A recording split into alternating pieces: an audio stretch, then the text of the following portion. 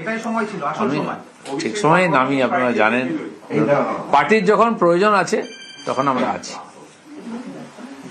13 তারিখে আপনি শ্রমিকরা একসঙ্গে দুর্গাপুরে সভা করছেন।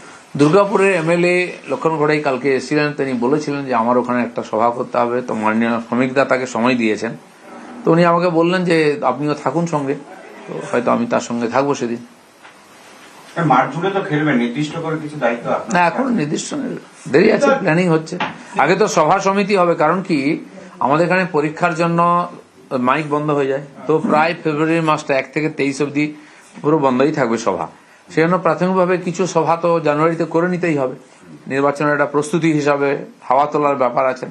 তো সভাপতি আছেন, আমাদের বিরোধী নেতা আছেন, প্রাক্তন সভাপতি মন্ত্রী সুকান্ত দা আছেন, তার মধ্যে আমাকে উনি যদি যুক্ত করেন আমি সঙ্গে থাকবো। দিলীপ দা, যারা এতদিন ধরে বলছিল দিলীপ ঘোষ তৃণমূলে যাবেন, তাদেরকে কি উত্তর আজকের দিনে? নতুন কল্পনা করে একটা কিছু বলুন, আমি আর কি বলবো। আপনি আপনার তরফে কোনো না, এ ব্যাপারে আমি কিছু দীর্ঘ অভিজ্ঞতা এবং 6 বছর আপনি রাজ্য সভাপতি হয়েছিলেন, কিভাবে লড়াই করবেন আপনার কি কি শুনলেন আর কি?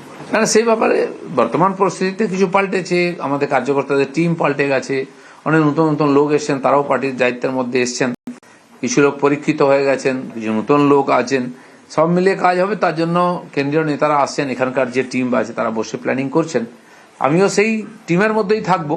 আর যখন যখন যেরকম কাজের গতি প্রগতি হবে আর আমাকে যা বলা হবে আমি সেটাই করবো, এটুকু বলছি। এছাড়া বিশেষ সেটাও পার্টি ঠিক করবে, যদি বলে আমি প্রার্থী হব, কারণ এর আগে 3 বার হয়েছি।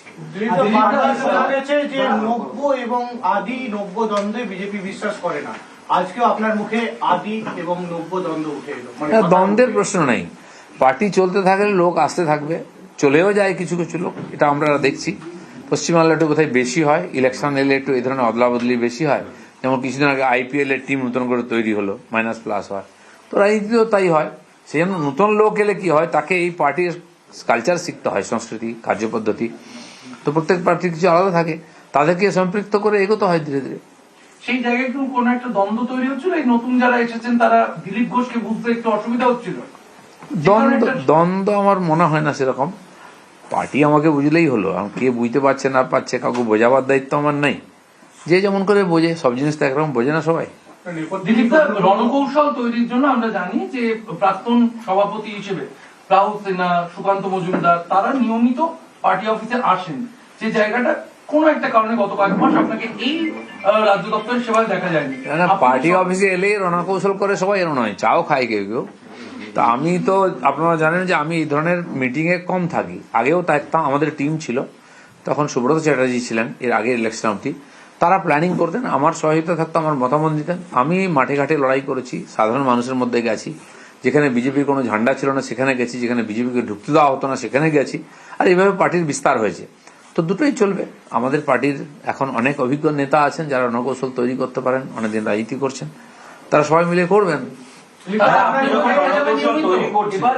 এবং এখন পার্টি যে অবস্থা দাঁড়িয়ে আছে, কোন অবস্থা দাঁড়িয়ে আছে, মানে পার্টির অবস্থা আগে যে ফলেবর বেড়েছে, অনেক লোক বেড়েছে, হয়তো মাঝখানে রেজাল্ট কিছু, বিশেষ করে গত নির্বাচনে লোকসভাতে আমাদের রেজাল্ট ভালো হয়নি, 8টা সিট হারিয়েছি আমরা, সেজন্য অনেকে ভাবছি বিজেপি কি হয়ে গেল। বাকি পার্টিগুলো দেখুন না, মমতা ব্যানার্জি আজকে ক্ষমতায় আছেন, তিনি কত বছর ধরে লড়াই করতে করতে জিতেছেন, কোথায় ছিল তিনি? তখন বিরোধী দলের এতগুলো সিটই পাননি, ক্ষমতায় আছেন।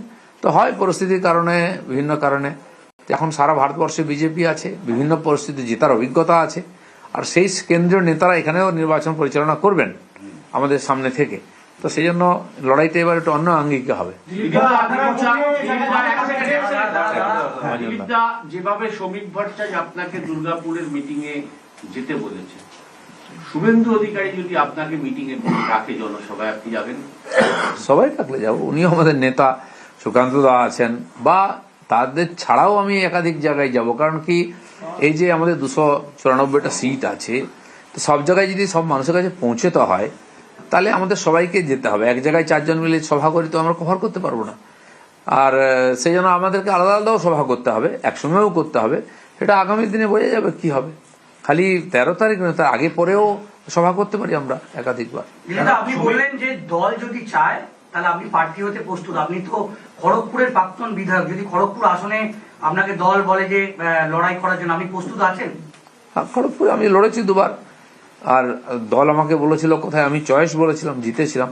তো এবারে যদি মনে হয় দল আমাকে লড়ালে দলের লাভ হবে, তো আমাকে যদি বলেন আমি নিশ্চয়ই লড়বো। দিলীপ 8 মাসের এই পিরিয়ডে আমরা দেখলাম যে দলের সাধারণ কর্মীরা, কিছু তলার কর্মীরা যারা আপনার একসময় শক্তি ছিল, তাদের কাছে অনেক জায়গায় আপনাকে বিভিন্ন রকম ভাবে হেনস্থার শিকার হতে হয়েছে, আপনাকে স্লোগান শুনতে হয়েছে, বিক্ষোভের মুখে পড়তে হয়েছে। সেই কর্মীদের আজকের দিনে দাঁড়িয়ে কি বলবেন? আমার পার্টির তলার কর্মীরা তারা আমাকে কখনো বিক্ষোভ দেখায়নি কোথাও, আমাদের পার্টির কাউকেও দেখায় না। হ্যাঁ, বললাম না, বিশেষ পরিস্থিতিতে কিছু লোক বাইরে থেকে এসছে, তারা ওই কালচারে বিশ্বাস, গো ব্যাক, কালো পতাকা, কখন কাকে দেখাতে হয় তারা ভুলে যায়, অভ্যাসটা রয়ে গেছে। সেরকম কিছু লোক করেছে, তো তারা ঠিক করেছে কি ভুল করেছে, তারা কি করে সেটা ওদের ব্যাপার।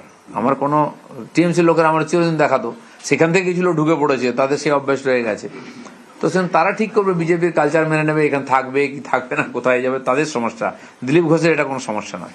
বাংলার বিজেপির রাজনীতিতে আপনাকে যদি আমরা আদি নেতা হিসেবে ধরি, তাহলে অনেক দল বদলে বাংলার বিজেপিতে শীর্ষ ক্ষমতায় থাকা নেতারা আজকের দিনে দাঁড়িয়ে নতুন করে তারা প্রমাণ করার চেষ্টা করছেন যে আমি বিজেপিরই লোক, আমি আপনাদেরই লোক। আমরা দেখুন, আদি অনন্ত বলে কিছু নাই। আমি 10 বছর আগে এসেছি, কেউ 12 বছর আগে এসছে, কেউ 8 বছর 7 বছর আগে এসছে। কে আদি কে অনন্ত? আদি তো অনেক, আর আমার চেয়ে অনেক বছর পুরনো। আমাদের মাননীয় শ্রমিক দা আমার চেয়ে অনেক বছর আগের থেকে বিজেপি করছেন, তিনি আদি। তো পার্টি পরিস্থিতি অনুযায়ী কাউকে কাউকে দায়িত্ব দেয়, কিন্তু আমরা সবাই আদলে কর্মী। তো যারা এসছেন তাদেরও দায়িত্ব আছে যে পার্টির সংস্কৃতির সঙ্গে মিলে গিয়ে নিজেকে বিজেপি হিসেবে প্রমাণিত করা ব্যবহারের মাধ্যমে। আর সেটা অনেকে করেছেন। অনেক লোক এসছে, বিজেপিটা ছিল কোথায়? তো তারা তো বিজেপি, তারাই তো বিজেপি হিসাবে আজকে নেতৃত্ব দিচ্ছেন। সিদ্ধান্ত ছিল এটা কি আজকে আপনি যাদের সাথে বৈঠক করলেন, আপনার লোকসভায় আসন বদল, সে আসন বদল একটি ভুল সিদ্ধান্ত ছিল, এটা আপনাকে আপনি একাধিকবার বলেছেন, এটা আজকে তাদেরকে জানিয়েছেন? না, জানাবার কিছু নেই, আমি কাউকে জানাতে যাইনি। তখন আমার রিয়াকশন বলেছিলাম, আর কি হয়েছিল সেটাও বলেছিলাম। তো সেজন্য পার্টি হয়তো জানে, রিয়েলাইজ করেছে।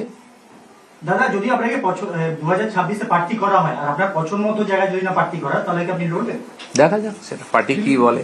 এখন মাসির গোপ বেরোলে মেসো বলবো কি মাসি বলবো, ভেবে তো লাভ নেই, গোপ বেরোক। এই 8 মাসের পেছনে আপনি নির্বাচনের পর বলেছিলেন রাজনীতিতে কাঠি লবিবাজি কথাটা বারবার উঠে এসেছে।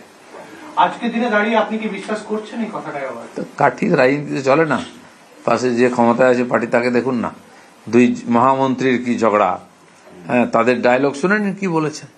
আমাদের পার্টিতে সে অবস্থা যায় না, রাজনীতিতে মারপ্যাঁচ হবেই একটু।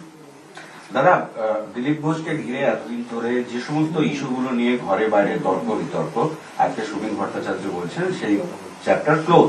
দিলীপ ঘোষ কি? ঠিক আছে, প্রেসিডেন্ট কথাই আমাদের পার্টিতে শেষ কথা। উনি যেটা বলছেন ক্লোজ তো ক্লোজ, তালা মেরে দিলাম আমরা, বাস। ঠিক আছে, যেভাবে কাজ করছে বঙ্গ বিজেপি, তাদের কোথাও একটা ছন্দ বদলানো দরকার। এসআইআর এর কাজ যেটা পার্টির কাজ ছিল সেটা প্রায় হয়ে গেছে, এখন বিএলওরা করছেন। কিন্তু যেটা আমরা বলেছিলাম যে প্রায় 1.5 কোটির কাছাকাছি ভুয়ো ভোটার আছে, নাম বাদ যাবে, সেটা প্রায় কাছাকাছি 58-59 লক্ষ তো প্রথমেই ফর্মই ফেরত আসেনি, নাম বাদ গেছে। এরপরে যে ফর্মগুলো এসেছে, একাধিক জায়গায় নাম আছে, তাদের ডাকছে, জিজ্ঞেস করছে আপনি কোথায় ভোটার থাকতে চান, কারো কাছে SMS এ মেসেজও আসছে। তো প্রায় 1.38 লক্ষ আরো নাম এরকম এসছে যাদেরকে ডাকা হচ্ছে, আর বাড়তেও পারে। তো আমার মনে হয় সেখান থেকে কিছু ছাঁট বেরোবে। তো আমাদের বক্তব্যের দিকেই যাচ্ছে পরিস্থিতি। এখন টিএমসি যে বলছিল কি হলো, কিছুই তো হলো না, কি হলো বোঝা যাচ্ছে না। তাদের মহামন্ত্রী দিল্লিতে দাঁড়িয়ে রাজপথে যেমন চিৎকার করছিলেন কালকে, তো বোঝাই যাচ্ছে আগুন লেগেছে। মমতা ব্যানার্জি এখনো চিৎকার করছেন সকাল বিকাল, এই করে দেবো, তাই করে দেবো, দেখে নেবো। কেন? ঠান্ডা মাথায় বসুন না, ঠান্ডা ঠান্ডা কুল কুল। আমি তো বলছি টিএমসি কে এইভাবে দেখতে চাই আমরা, কিন্তু সম্ভব নয়, কারণ আগুন লেগে গেছে। এই যে 1.5 কোটি নাম যদি বাইনাস হয়, তো টিএমসি থাকবে কোথায়? আর এটা সত্য কথা, তথ্যই তার প্রমাণ দিচ্ছে। কর্মীদের কি বার্তা দেবেন? বিজেপি কর্মীদের কিসের? সামগ্রিকভাবে বিজেপির কর্মীরা যে লড়াই করে পার্টিকে এত এগিয়ে নিয়ে এসছেন, সেটাকে মানুষ স্বীকৃতি দিয়েছে।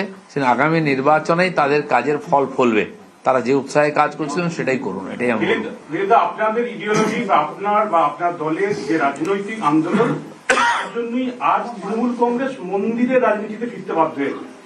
এরপরে যদি কোনো বড় মন্দিরের উদ্বোধনে মুখ্যমন্ত্রী আপনাকে আমন্ত্রণ করে, আপনি যাবেন, মঞ্চ শেয়ার করবেন? আগে তো মন্দির তৈরি হোক। আমি শুনলাম একটা দুর্গাঙ্গন হচ্ছিল নিউ টাউনেতে, তার জন্য কয়েক একর জায়গা দেখা হয়েছিল। 6 মাস ধরে সেই জায়গাতে মাটি ফেলে তৈরি করা হলো, বিরাট বড় প্যান্ডেল হয়েছিল উদ্বোধনের জন্য। আমি রোজ ওখানে মর্নিং ওয়াক করতে যাই। তারপরে যেদিন মর্নিং ওয়াক যেদিন উদ্বোধন হয়ে গেল, পরের দিন জিজ্ঞেস করলাম, ভাই এখানে তো হচ্ছে না, কি হলো? বল না, অন্য জায়গায় হচ্ছে মন্দির। কি ব্যাপার? না, সেই জমির উপরে কারো জায়গা অবৈধভাবে দখল করা হয়েছে, কারো পয়সা দেওয়া হয়নি, তারা কেস করেছে, স্টে এসে গেছে হাইকোর্টে, সেখানে হলো না। কিন্তু যখন জিদ করবই, অন্য একটা জায়গায় করা হয়েছে, সে জানি না কমার্শিয়াল জমি কি ব্যাপার, সেখানে রাতারাতি মন্দিরের ভিত্তিপত্র স্থাপন হয়ে গেছে। সেটা আদৌ কি হবে, ওখানে হবে কি না, খালি নির্বাচন অবধি হবে নাকি আর একজন মসজিদ তৈরি করছেন, একজন মন্দির তৈরি করছেন। তো পশ্চিমবাংলার মানুষ এদিকে তাকাতে রাজি নয়। চাকরি নেই, ব্যবসা নেই, ইন্ডাস্ট্রি নেই, শিক্ষার অবস্থা খারাপ, স্বাস্থ্যের অবস্থা খারাপ, লোক সেই নিয়ে ব্যস্ত, তার জন্য অন্য রাজ্যে যেতে হচ্ছে। তো লোক ওটা জানতে চায়। মন্দির দেশের অভাব নেই বা মসজিদও দেশের অভাব নেই। ওর প্রশ্ন ধরে আমি জিজ্ঞাসা করছি একটা আপনাকে, সেটা হচ্ছে যে মন্দিরের রাজনীতিতে তৃণমূল কেমন ভাবে ফিরেছে। আজকে প্রতিষ্ঠা দিবস, আজকে কাজল শেখ নানুরে তিনি উপহার পাচ্ছেন 2.5 কেজি ওজনের রূপোর তলোয়ার। আমরা দেখেছি যে আপনারা বিভিন্ন জায়গায় যখন যান, আপনাদের সংঘের বা বিভিন্ন কর্মসূচিতে আপনারা গদা, তলোয়ার এই সমস্ত উপহার পেতেন। এখন তৃণমূলের নেতারাও তারা 2.5 কেজি ওজনের রূপোর তলোয়ার উপহার পাচ্ছেন প্রতিষ্ঠা দিবসে। দেখুন, এই একটা পার্টি টিএমসি, সেটা পাখির মধ্যে পড়ে না পশুর মধ্যে পড়ে না জলচরের মধ্যে পড়ে কেউ জানে না।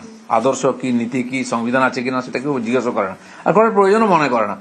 তো সেই জন্য তারা পরিস্থিতি অনুযায়ী নিজেকে পাল্টায়। এখন আমরা শুনেছি যে পাহাড়ে যেসব গরু থাকে, চামড়ি গাই, বৃষ্টির সময় তার শীতের সময় চুল লম্বা হয়ে যায়, কুকুরদেরও চুল লম্বা লম্বা হয়ে যায়, আবার গরম পড়লে খুলে যায়। তো পরিস্থিতি অনুযায়ী এরা যেখানে ভোট জিতে যায় আবার ক্ষমতা দখল করা যাবে সেটুকুই করেন। ওইসব নিয়ে বেশি চিন্তা করতে নেই। সোনার তলোয়ার, রূপোর তলোয়ার, এটা ওটা, মন্দির মসজিদ সবই সেট হয়ে যাবে ওই পার্টিতে, ওখানে অসম্ভব বলে কিছু না। আপনি একসময় বলেছেন, পেছনে এই আপনারই দলের মানে বিরোধী দলনেতা শুভেন্দু বাবুকে যখনই কোনো জায়গায় কর্মসূচি করতে দেখা যায় বারবার বাধাপ্রাপ্ত হয়, হাইকোর্টে যেতে হয়।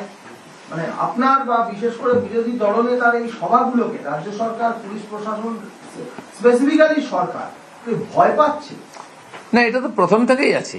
বিজেপি যখন থেকে শক্তিশালী হয়েছে এবং সভা করেছে বড় বড়, আর আমাদের সভা তো লক্ষ লক্ষ সংখ্যায় হতো, তো তখন থেকে বাধা দেওয়ার চেষ্টা করেছে। কখনো কখনো আমরা কোর্টে যাই, কিন্তু আমি তো ঘোষণাই করেছিলাম যে আমরা কোর্টে যাব না, সভা করব, পারলে আটকাও, এবং করতাম। তো এখনো সেই পরিস্থিতি চলছে। টিএমসির কাছে অন্য কোনো রাস্তা নেই গায়ের জোর বা প্রশাসনিক বাধা দেওয়া ছাড়া। তো আমাদের নেতারা গেলে তারা তো ভয় পাই, সে আটকাবার চেষ্টা করবেই। কিন্তু আগামীকাল থেকে অভিষেক বন্দ্যোপাধ্যায় আবার জিতবে বাংলা যাত্রা নিয়ে পথে নামছে এবং টানা 1 মাস তিনি এই কর্মসূচি নেবেন। ঠিক আছে, নির্বাচনে দেখুন প্রত্যেক দল তার নিজের মতো করে জনসম্পর্কের জন্য প্রোগ্রাম করে। আমাদের পার্টিও করেছে, আগামী দিনেও করবে। করে আসলে দেখতে চাইছেন যে সত্যি সত্যি মানুষ কিভাবে নেয় ওনাদেরকে। যাত্রা ফাত্রা তো আমাদের দেশে নতুন কিছু নয়। একজন যুব নেতা যাত্রা করে করে কংগ্রেসটাকে প্রায় মাটি চাপা দিয়ে দিয়েছেন। এ মাথা ও মাথা যাত্রা করলেন, যেখানে যাত্রা করার দরকার ছিল জম্মু কাশ্মীরে কখনো গেলেন না, বা যেখানে সমস্যায় গেলেন না। আর যেখানে ইলেকশন এক জায়গায়, যাত্রা করলেন আরেক জায়গায়। তার রেজাল্ট দেখেছেন আপনারা, মোটামুটি 98টা কত ইলেকশন হেরেছেন, রেকর্ডই করে ফেলেছেন। তো এখানে আরেকজন যুব নেতা করছেন যাত্রা, হয়তো উনি প্রথম করছেন জীবনে, উনি অভিজ্ঞতা সঞ্চয় করার জন্য যাচ্ছেন। দেখা যাক, আজ 26-এ লোকে তার জবাব দেবে। আপনি এক সময় বলেছিলেন যে রাজনীতিতে থাকার জন্য পদে থাকা বা দায়িত্বে থাকা প্রয়োজন, সংগঠনে সক্রিয় থাকতে। আজকে আপনার সঙ্গে শ্রমিক ভট্টাচার্য, বিশেষ করে সংগঠনের অমিতাভ চক্রবর্তীর যে আলোচনা হলো, তাতে পদ বা দায়িত্ব নিয়ে কোনো আলোচনা হয়েছে? না, পদ দায়িত্ব বোধহয় এনাদের এখতিয়ারের মধ্যে নাই, সেই জন্য হয়নি। কিন্তু পশ্চিমবাংলার কাজ, এখানকার নির্বাচন জেতা, এটাই আমাদের কাছে মুখ্য বিষয় এখন নির্বাচনের সময়। সেই বিষয় নিয়ে আলোচনা হয়েছে। দিলীপদা, দলের মধ্যে অভ্যন্তরীণ দ্বন্দ্ব, দ্বিধাদ্বন্দ্ব কাটিয়ে কি আবার আগের মতো দিলীপ ঘোষকে তৃণমূলকে মূল সমেত উপরে তোলার জন্য একই ভূমিকা দেখা যাবে? দেখে কি মনে হচ্ছে? আসুক নির্বাচন, যেমন যুদ্ধ হবে তেমন হাতিয়ার লাগে। তো সেটা আজকাল যুদ্ধের পদ্ধতিও পাল্টে গেছে। পাকিস্তানে আমরা পা রাখলাম না, কিন্তু এয়ারপোর্টই গুঁড়িয়ে দিলাম, হ্যাঁ, আর যুদ্ধ জাহাজ গুঁড়িয়ে দিলাম, তো ক্যাম্প গুঁড়িয়ে দিলাম। যুদ্ধ তো অনেক প্রকার হয়, আর প্রত্যেকবার বিজেপির স্ট্র্যাটেজিও আলাদা হয় হবে। দিলীপদা, আপনার সমর্থকদের কাছে একটা সবচেয়ে গুরুত্বপূর্ণ প্রশ্ন উঠে আসছে যে মুখ্যমন্ত্রী পদে কি দিলীপ ঘোষকে বসানো হবে বা 70 থেকে 177 হবে? আগে তো ইলেকশন আসুক, জিতুক, তারপরে মুখ্যমন্ত্রী হবে। নিঃসন্দেহে আমি বলবো যে বিজেপির মুখ্যমন্ত্রী হবে, সেই জন্য সবাইকে লড়াই করতে হবে। ঠিক আছে, ধন্যবাদ। দাদা, আমরা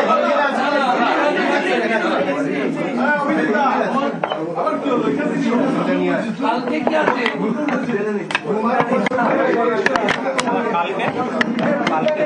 আছি কলকাতায়, সকাল 10।